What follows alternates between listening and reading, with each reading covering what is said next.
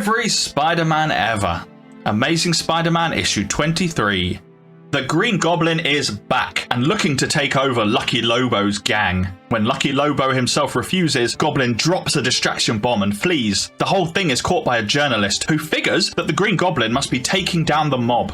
Later and elsewhere, Peter is having laundry issues. His Spider-Man suit is not dry, so he leaves it hanging in the attic. As he leaves for the Bugle, he promises Aunt May that he'll call if he'll be late. And at the Daily Bugle, he discovers a letter on Betty's desk from Europe, from her old boyfriend Ned Leeds. When Betty doesn't mention the letter, he assumes she must be hiding something from him. In Jonah's office, Parker learns that Jonah has rehired Frederick Foswell, the man formerly known as Big Man. Peter doesn't trust this ex-criminal, but when he goes to follow him as Spider-Man, he's reminded that his suit is still at home. In a dry suit, the Green Goblin meets with one of Lucky Lobo's gang, who gives him evidence of Lobo's illegal activities. Then, at a business executives club, Jonah is smoking with friends, including the first appearance of somebody in particular, when Foswell arrives to give him the evidence that the Goblin had gathered. With his costume now dry, Spider-Man witnesses the raid on one of Lobo's warehouses. But before he can stop some of the gang from escaping, the Green Goblin stops them instead. Maybe he is one of the good guys. Spider-Man follows him to be sure. However, the ever-alert Goblin spots him and decides that he can use Spider-Man to help his plan. He flies to Lucky Lobo's apartment, throws some smoke and leaves. By the time that Spider-Man realizes that he's not helping Goblin take down a gang, he's already surrounded. He fights them all, leaping to the ceiling and gluing their feet to the floor before taking refuge in another room. He webs up the door, keeping the gang at bay while he makes a phone call to his Aunt May, just letting her know that he'll be late home. He's such a good nephew.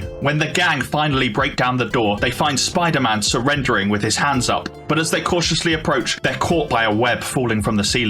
Only Lucky Lobo escapes, because he's lucky, and he reveals that the Green Goblin has been trying to take over the gangs, not just fight crime. Spider-Man goes after the Goblin, forcing him through a skylight and into close quarters. Their fight uses up all of the Goblin's gadgets and he flees, but it also uses up all of Spidey's webs and he can't chase after the Goblin. Green Goblin thinks he's won, only to learn on the radio that the whole gang has been arrested thanks to Spider-Man. The whole gang? That means there's nothing left to take over. Peter Parker ends his day back at the Bugle, where he remains suspicious of Foswell, where he invokes the anger of Jonah for not having photos, and where he's passive-aggressive to Betty, who still hasn't mentioned the letter from Europe. At home, he thinks about everything that has gone right, but he still has this strange feeling, this foreboding feeling that something terrible is just around the corner.